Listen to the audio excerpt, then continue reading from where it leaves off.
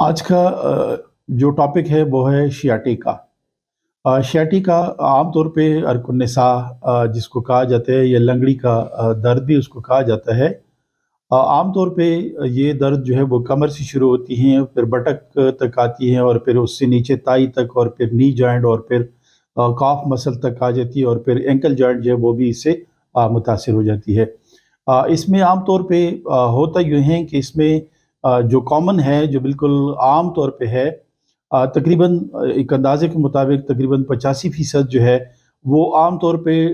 L4, L5 और इस जो डिस्क है वो मुतासिर होती है और फिर उससे शियाटिक नर्व जो है मुतासिर हो जाता है। इसमें जो अलामात पाए जाते हैं वो नमनेस, हम जिसको सुन्न होना कहते हैं, या शदीद किस्म का दर्द या जलन, ये कैफ़ियत जो है वो उसमें पाई जाती है। और फिर ये है कि लंगड़ी का दर्द भी उसको इसलिए कहा जाता है कि लंगड़ा के चलना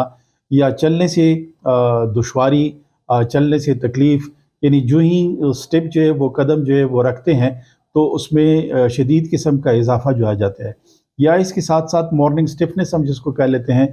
कि सुबह के वक्त उठना जो है वो मुश्किल हो जाता है और बॉडी जो है खुसूसी तौर पे कमर जो है वो बिल्कुल अकड़ जाती है। तो ये चीज़ें भी शियाटिक में मिल जाती है। कभी कुछ मरीज़ होते हैं कि उनको सर्दी से इसमें शदीद इज़ाफ़ा जो है वो आ जाता है और कुछ मरीज़ इस तरह भी हैं कि उनको गर्मी से इसमें इज़ाफ़ा जो है वो महसूस हो जाता है। और आम तौर पे चलने से या ज़्यादा देर तक बैठने से या खड़े होने से आम तौर पे ये शियाटिक या लंगड़ी का दर्द या अर्कुन जिसको कह लेते हैं, उसमें इज़ाफ़ा आ जाता है। जहाँ तक होम्योपैथी का ताल्लुक है तो अल्हम्दुलिल्लाह शियाटिक में जिस अंदाज से भी हम अगर इसमें मेडिसन जो है वो अप्लाई कर लेते हैं तो बहुत बेहतर तरीके से इसमें होम्योपैथिक जो है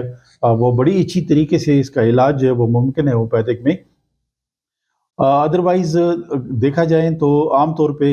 एलोपैथिक डॉक्टर्स जो है, सर्जन हज़रात अगर उनके पास चला जाए तो उनको यही एडवाइस दी जाती है कि भाई इनका ऑपरेशन जो है वो बहुत ज़रूरी है। लेकिन मैं यही कहूँगा